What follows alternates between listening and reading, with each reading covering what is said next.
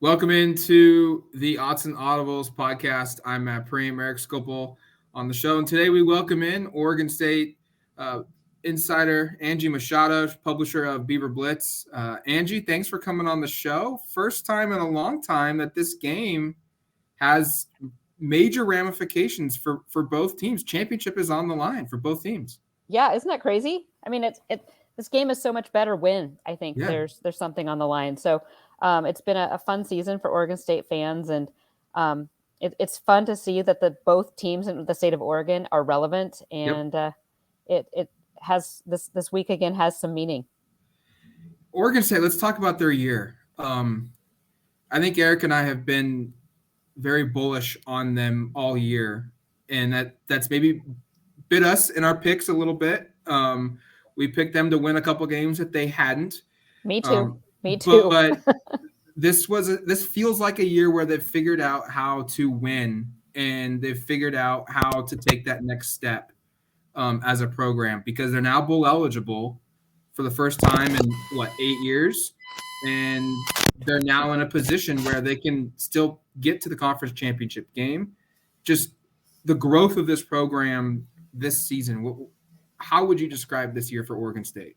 Yeah, and I think I expected a bowl game for the Beavs. I mean, that was the goal, obviously. I thought it was a bowl game. It had to be made, even if it was, just at the 6-win mark for Coach Smith and to take that next step that he wanted to take. I know you guys have talked a little bit about where this team was when Gary Anderson left them, 4 years ago. I have covered college football for 15 years, and I've never seen a team that down. I mean, there were players that just didn't even like football anymore, and they questioned whether they were even going to play. So what Coach Smith walked into from a culture standpoint, and I told Coach Smith this, I remember talking to him kind of just off the record one day when he was brand new, just where this program, where I saw it, because I spoke to players and parents.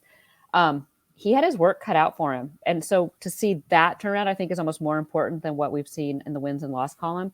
But and this team, though, still, we can talk about where they're at, but this team was on the cusp of a really, really special season. Yeah. If you look at like Washington State, I don't know what the decision was to stop running the football. The Cougars hadn't stopped Oregon State's running game all day, and then that last drive, they went away and went 3 straight passes.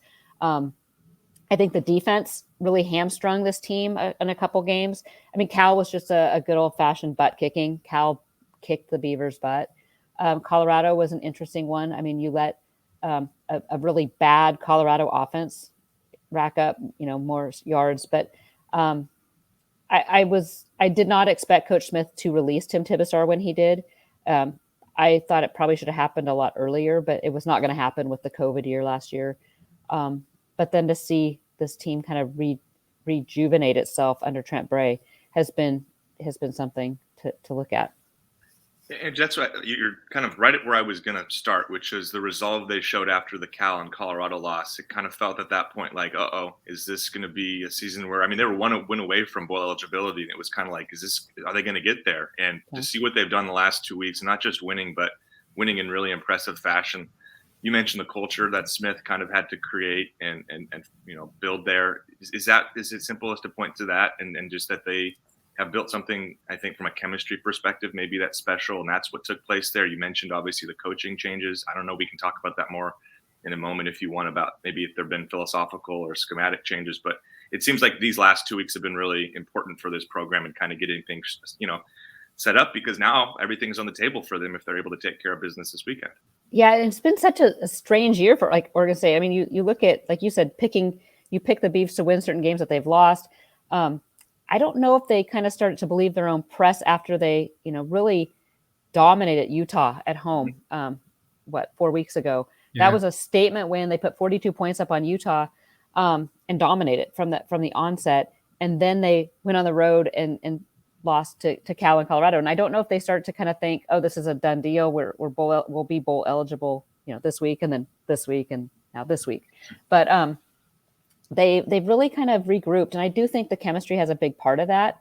We've seen that the past couple of years. Oregon State was taking some strides, and we kept saying, like you said earlier, about learning to win. And that's something we haven't seen from Oregon State the past, 10 years or better.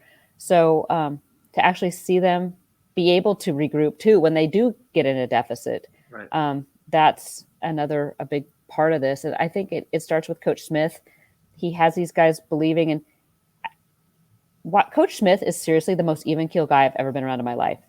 Seriously, I mean, you can see it on the sideline, but he is never too up, and he is never and to almost like, aren't you excited? I mean, like you just beat USC on the road for the first time since 1962. Are you not excited?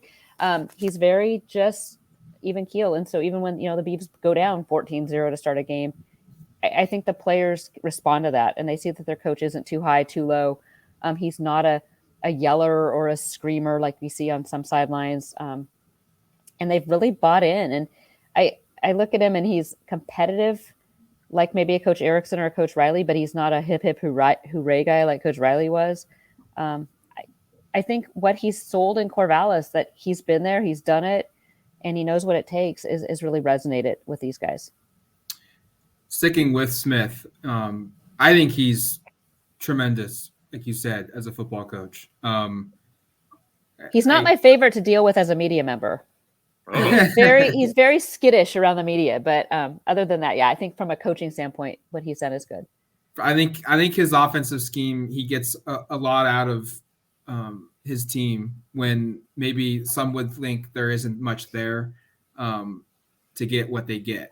I think he's one of the better offensive minds in the conference.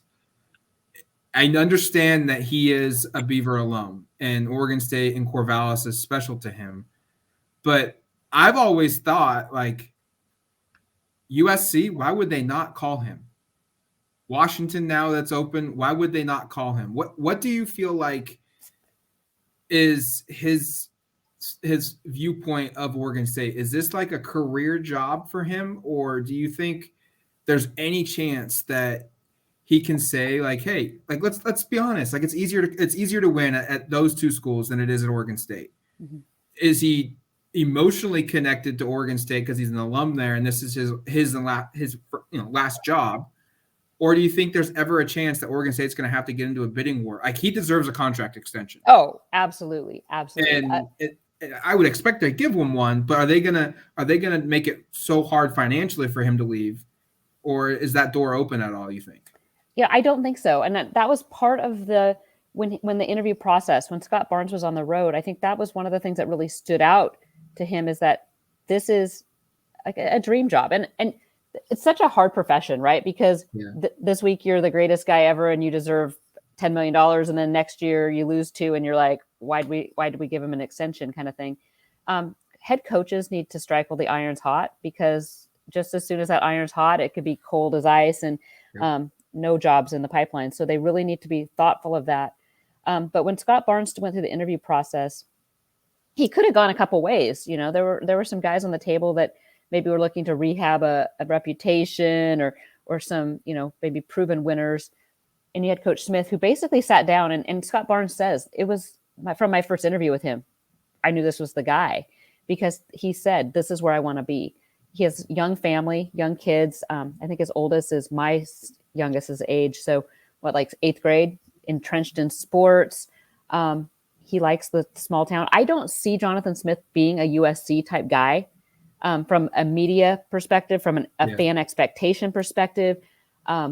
Just you can't live even near the stadium. You're commuting every day, an hour into the stadium, I guess you could live in like Redondo but that's not his MO. I mean, that's his coaches like being able to go home for lunch or have their wives and kids show up for a fall camp, have barbecues together. Washington's interesting.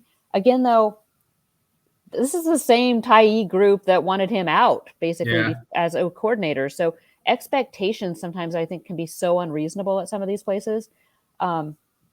I guess you can never say never, but I think what Scott Barnes needs to do is, A, give him an extension and a raise. But he's publicly said that, he's making a couple $1 million a year. He's totally fine. Yes, you'd like to, like I said, you need to strike when the iron's hot and build that nest egg. But he really wants the tools to pay his assistants and keep that continuity. And that's, I think, the biggest thing in building this program. And that was one of the things he said, was that he needed continuity.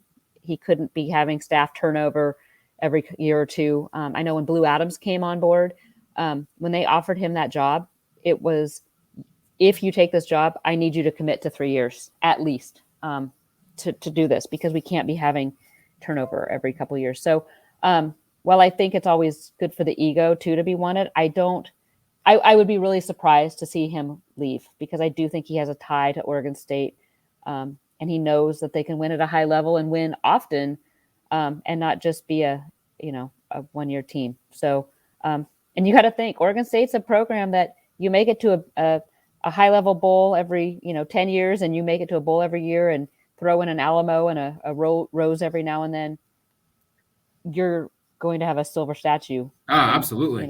So. Coach Riley, I think, saw that. Coach Erickson, two coaches he's been very close with. Erickson has said publicly the worst mistake he ever made was leaving Oregon State to go back to the NFL. Your ego sometimes gets the best of you. Coach Riley did the same thing. He was lucky enough to come back, but there's something to be said for kind of that college town lifestyle, the where your kids grow up, and it's low key. Like, you guys, even Oregon, I mean, media. You wouldn't even believe. I mean, he has like 5 or 6 people at his Monday press conference. Yep. That's it. Yep. Any of these other high pressure jobs. And like I said, he doesn't like dealing with the media. So, and dude, I think I'm the toughest. I ask the toughest questions of anybody. Even the Oregonian writer lobs softballs at him. So I think he has to appreciate that to some degree. Before we start getting into the individual matchups in this game and sort of the focal point, I wanted to just talk about the framing around this, because probably 8-9 days ago, this game was looked at a little differently in terms of not everything was on the line for Oregon State. If had Oregon beaten Utah, there wouldn't be the division up for grabs on Saturday.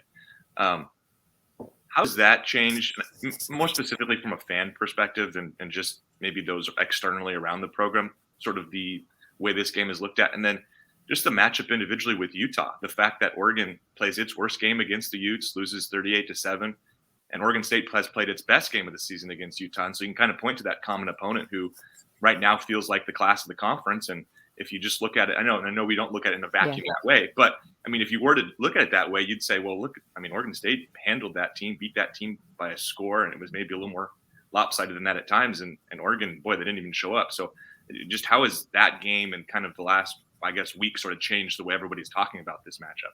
Oregon State fans, from a fan perspective, have been really just excited. And I don't even know if it's really truly set in that they could potentially, I mean, it has that they could be in the Pac-12 championship, but there's a lot of things that have to happen. It starts Friday night with the Washington State game.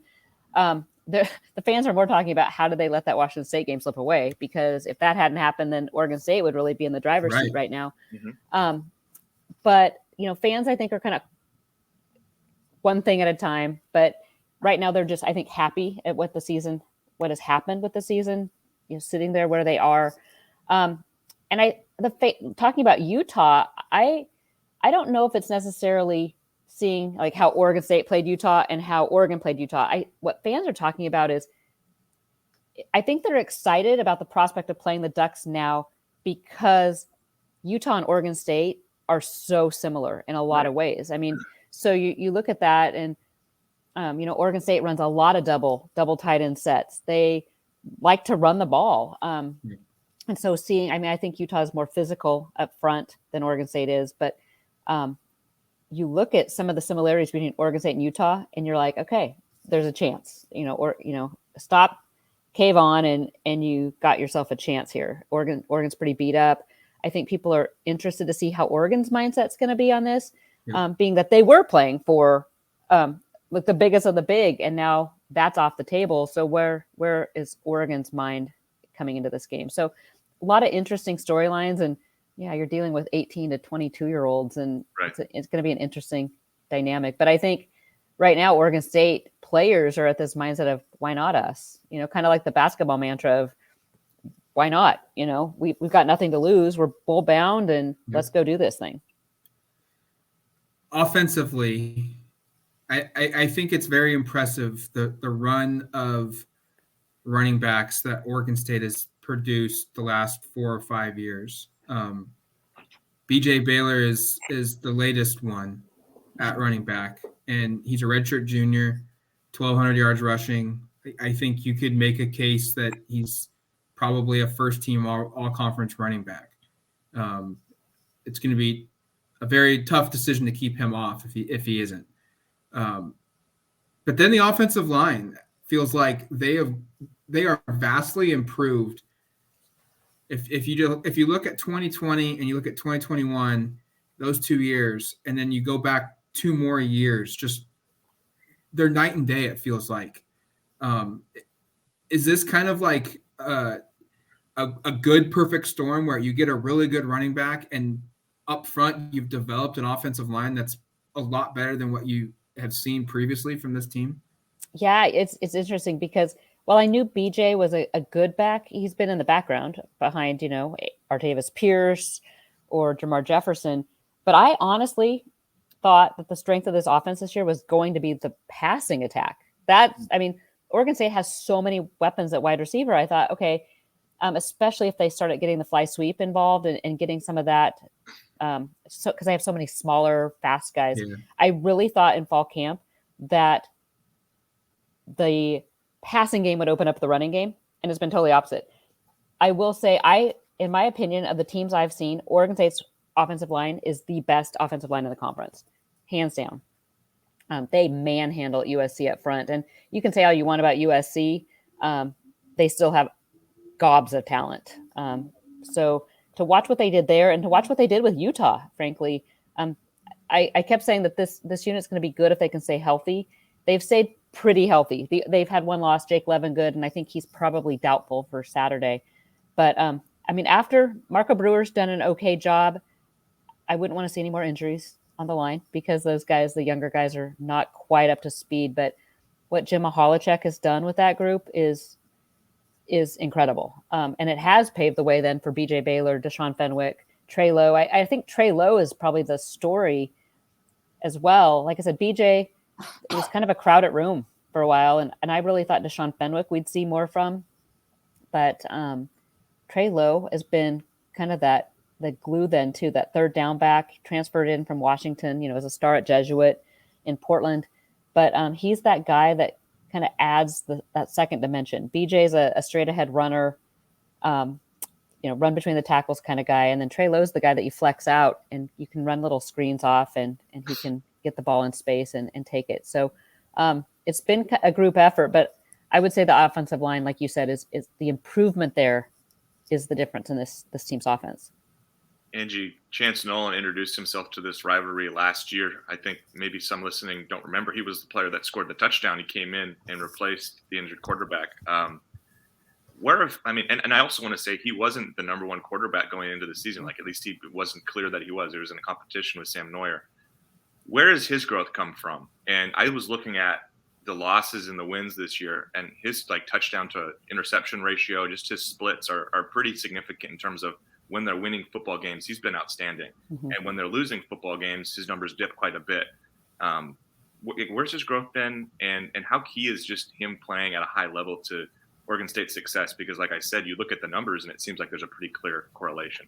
Yeah, so I will go as far as in fall camp, I actually thought Chance Nolan would transfer. That's where I was. So he was like third string at the beginning of fall camp. I really liked the freshmen. Ben Gulbranson and Sam Vidlak, a true freshman at Grants Pass, actually have the two strongest arms of the team.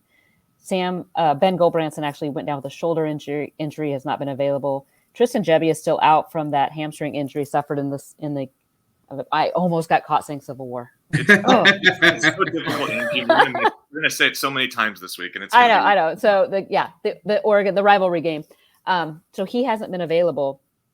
Sam Neuer. You know what you're going to get with Sam Neuer. I will say that Chance Nolan came on strong that last week of fall camp, to the point where I was kind of like, I don't know if they'll go with Neuer or Nolan. They went with Neuer. Sorry, there's so many Sams and Nolans and Neuers. It's yeah. So they went with Sam Neuer in that first game at Purdue, but brought Nolan in, and so Chance Nolan has a way higher ceiling, but a way lower basement than any quarterback on this roster. What he has though is kind of that intangible swagger to him. But he got off the rails there midway through the season where, Colorado, even, I mean, we saw him happy feet dancing in the backfield. He looked like he'd lost some confidence. And we do, you see the interceptions go up, and it is a direct correlation when he's not playing his game. It's not good. Oregon State needs to rely on the run with him. He also is, the Beavers are really good when he decides to go ahead and run. When you do a little RPO action and he can run, he can tuck it and run. They are a better team. So his passes, when he actually can step into a throw and step into the pocket and make a throw, they're money. And then he starts dancing around and he sails them high. And it's something you'll see on film. When he is not setting his feet, his balls all sail about 2 feet over the receiver's head. Dangerous combination there, especially if somebody tips a ball. That's happened a couple of times too. So a tip ball is a bad ball, and we've seen that from him. But I like his moxie. He does have that kind of swagger. He has no problem commanding the huddle, and the guys respond to him. So it's going to be fun. He's going to have some confidence, I think, coming into this game with Oregon. And I think the crowd, it's interesting. Oregon State had several years back under Mike Riley that they played better on the road than they did at home. Oregon State this year has been completely opposite, 6-0 for the first time since 2000 at Reser, but struggled some on the road. So they're going to have to figure out a way to, shut down the noise. He's going to have to figure out a way to not hear those footsteps, a KT, and that's going to be probably easier said than done, but that's something he's going to need to do. And if he doesn't, it could be disastrous for Oregon State. But if he can, I think he can keep the Beavs in the game. Real quick to follow up on that before I go to the defensive side of the ball. At quarterback then next year when Jebbia is back, is it an open competition, or is this like, hey, Chance Nolan's the guy until he chooses to move on? No, I think it's still a competition, and this is just me, my own introduction here. So I don't want to make any announcements, and I don't know any inside info. I would be really surprised to see Jebbia back. Really? I mean, playing. I think that was a complete hamstring tear that he suffered. He's had surgery, and it's just he actually started to go in spring and fall camp, and then it just keeps aggravating him. I don't know if this is a season or a career-ending injury, but I wouldn't be shocked, to be honest.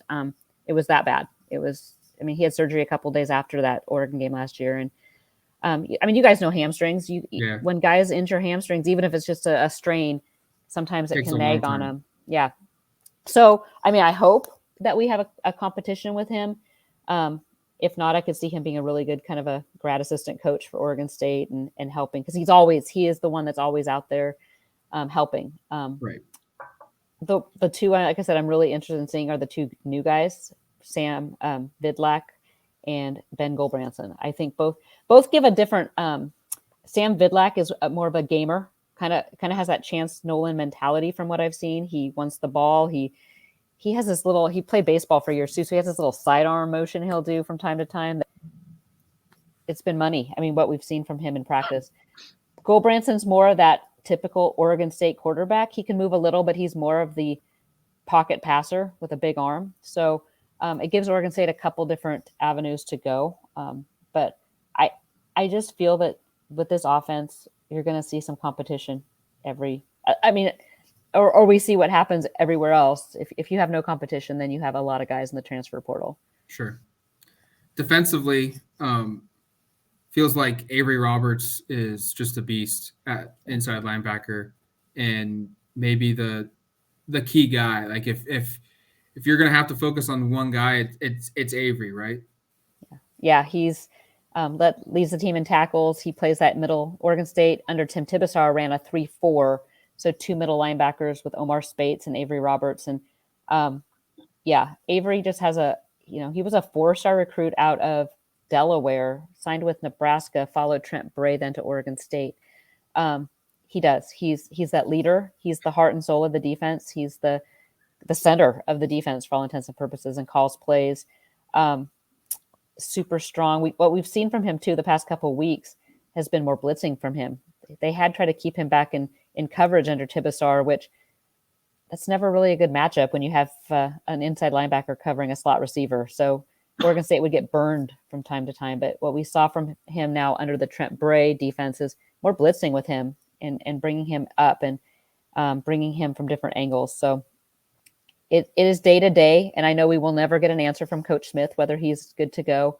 I will say after the game, after ASU, we did see him ice on the ankle, but no crutches and no boot. So that's always a good sign that hopefully it's just a mild sprain with him. But Kyrie Fisher, he stepped up big time for Oregon State against ASU and played most of the game, 3/4 of the game, and did a pretty outstanding job for, containing Jaden Daniels and helping secure that win. So there is a drop off, but it's not as big as I think some people are worried about.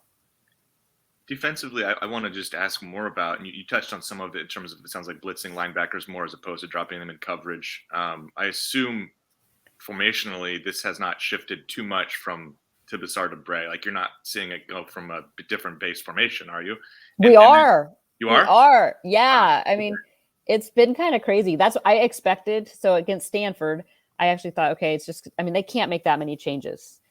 We saw, yes, they stay kind of in the base 3-4, but we saw several times them in a 4-3 and bring linebackers as defensive ends with, down linemen. We saw a couple times where they dropped 5 DBs, saw some nickel, quite a bit of nickel, which Tibesar would run as well. But Tibesar was kind of getting stale in that we saw base 3-4 all the time. It was what we saw. Oregon State didn't mix it up. They didn't blitz, or they would fake blitzes. We in 2 games now under Coach Bray, completely different defense, way more aggressive, bringing linebackers, bringing safeties. We saw some safety blitzes this past couple weeks, and just way more aggressive. I don't know if it's a change in mindset. I don't know if it's just them playing harder. I don't know what it is, but this team looks a lot more like Trent's dad, Craig Bray defense, which he was the defensive coordinator at Oregon State under Erickson. A lot more swarming, a lot more aggression than we ever saw from Tibesar. Can you speak, Angie, just to it's very notable to make a coordinating change at this point in the season. Was it really obvious, like, okay, if they're going to move on from Tibesar, Bray is the guy? And what is your perspective? I'm not obviously asking you to break any news, but is he going to be the full-time DC going forward, do you think? I know it's still an interim tag right now. Yeah. So was I shocked that Tibesar was let go midseason? Yes. Did it need to happen? Yes. This was a team that third down defense was horrendous. One stat that we pulled up, in 31 Pac-12 games as defensive coordinator, Tim Tibesar never held a Pac-12 to under 14 points. Trent Bray's done it the first 2 games out. Mm-hmm. Huge. BeaverBlitz was probably a little more vocal than but we just pointed to stats. 127th out of 130 teams in third down defense, and this is his 4th year. And my thing is, with all coaches, regardless, is I get tired of hearing the players need to execute, because by year 4, you either need to have recruited guys that can play your scheme or change your scheme. And by year 4, if they're not being able to execute, then you need to figure out a different way to teach it or change it up, because it's not working, right? So I really don't have a lot of patience, I guess, by year 4 when it comes to a coordinator making $500,000 to $700,000. Right. You got to change it up. So Trent Bray, they said this is kind of his audition.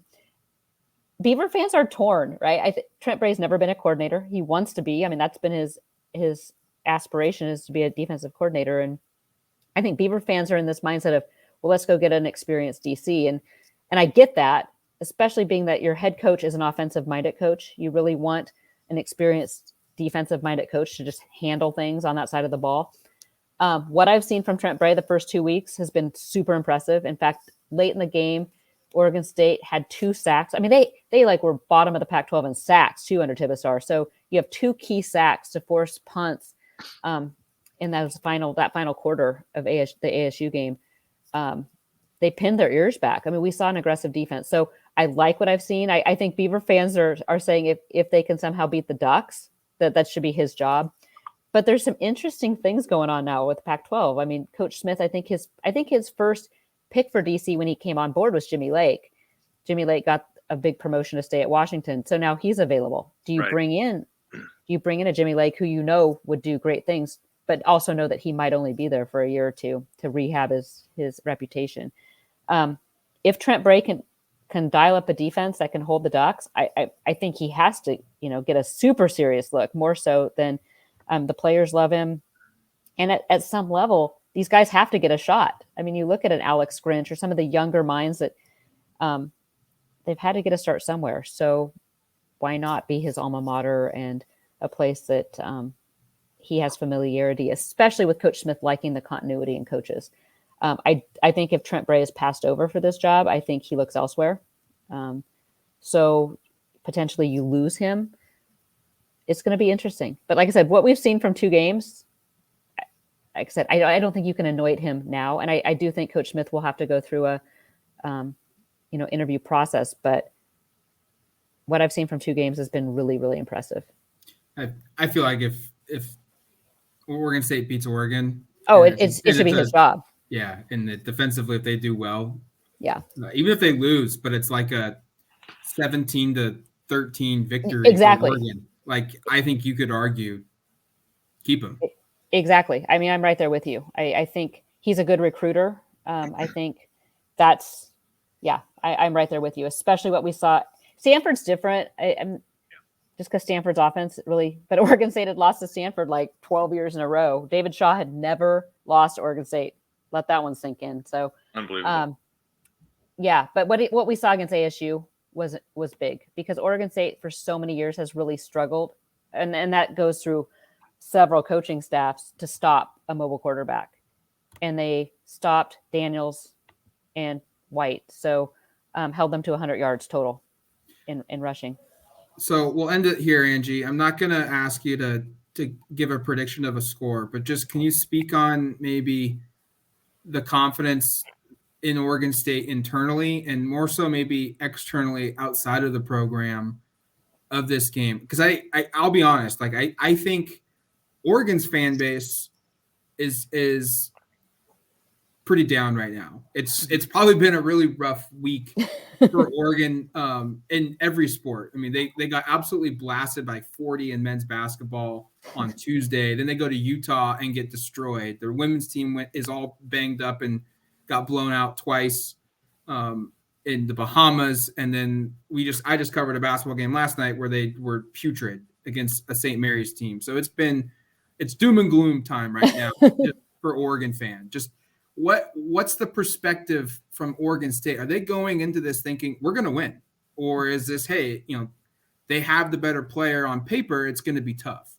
No, from internally. So it's interesting. So Oregon State's men's basketball has kind of stunk lately too. An Elite 8 team that now can't seem to win a game. But then, there's a lot of excitement right now. Men's soccer is the number 1 team in the nation right now, which is kind of shocking. I mean, that kind of came out of nowhere. But Oregon State is feeling they're going in to win. I think they do. I think the fans feel that this is an Oregon team now that was number 3 in the nation and hoping to play Georgia and Alabama and play for a national title. And now they're not. And now they're hoping for a Rose Bowl. I think they see that disappointment. I think that they're just jacked. I mean, Oregon State is excited to come in, and they know they beat them last year at home. Yep. But this is a team that I think they feel they match up well with. They feel that they can go in and win. And this is, no disrespect. They know Oregon's a really good team. But, Oregon State feels that they can go in and win this game. Thanks for coming on the show, Andy. Really appreciate it. We will. And thank you for not asking for a score prediction, because I haven't even thought that far. Neither have I, honestly. I have to, but I've been wrong so much this year because, I picked wins with Colorado and Cal, and then they lost. And then last week I finally was just like, I think ASU is going to run all over them, the running quarterback. And so I picked a loss, and then they win. So I don't know. Angie, this is where I'm at. I haven't made my final decision, but I could see Oregon winning by 21. I could see Oregon losing by 21. I'm right there with you. I could see the same thing. I don't know what to pick. I think large part for me is it's Oregon reasons. I don't know what offense we're going to see. And I'm just flabbergasted at the defensive performance we saw against Utah. And like you mentioned at the beginning of the show, they're very similar to Oregon State. So, like, my mind tells me that if Oregon plays to its potential, this game shouldn't be close. But that's not always the case. That never happens. And I always know that Oregon State, I don't know what it is, last like 3 or 4 years that they've come to Autzen, they have played Oregon incredibly hard. I remember, was it 19 when Herbert was a senior? Oregon was like a 28-point favorite or something. Yeah. And they needed to make a big play for a score in the fourth quarter to win. Yeah. I think Oregon State really embraces that fact of the underdog, and here's Oregon with all their 5-star recruits, and we're going to come in with our 3 stars, and they embrace that. If I'm Jonathan Smith and Trent Bray and Brian Lindgren, I am calling up Utah and Cal right now to find it, especially defensively, and kind of say, hey, because Cal, I thought, played Oregon really well defensively. And then I think there might be on the opposite side of that some Oregon of like, well, we're 5 stars, we can show up and beat these guys. So you got that scrappy little brother, or not little brother that they call him, but the scrappy fighter who goes in with the heavyweight champ, and Oregon State embraces that. I mean, I think back to the Sammy Strotter years and the David and Goliath versus USC, and they kind of thrive in that role. And Jonathan Smith's done a really good job of that. We ain't done yet, and kind of building that mantra. So I was on with Ryan Leaf and Roxy Bernstein earlier in the week, and they were, well, what if Washington State wins and Oregon State has nothing to play for? I mean, that was where Ryan Leaf's brain was. I'm like, Oregon State just they still want to they just want to beat the Ducks. Yeah, I mean, they just want to beat the Ducks and let the chips fall where they may, right? So, it was kind of funny on that one, but Ryan Leaf was really concerned, like, whoa, what, because I don't think Ryan Leaf understands. I don't think Ryan Leaf understands that Oregon State could lose its first 11 games, and if they beat Oregon, it's like the best thing in the world. That's why I told him. I said, "Come on, Ryan. Huskies, Cougars, and Beavers can all unite around beating the Ducks." That's right. Well, Angie, thank you for coming on the show. I really appreciate it. Are you coming to the game? I will not be there, but Carter Baines, our beat writer, will be there, and then I will be running the live thread from the TV. So awesome. Didn't want to fill up the press box and let Carter handle it. Absolutely. Enjoy the game. Happy Thanksgiving to you and your family. Thanks for coming on the show, and we'll talk to you later on down the road. Sounds good. Thank you, guys. Have a great holiday.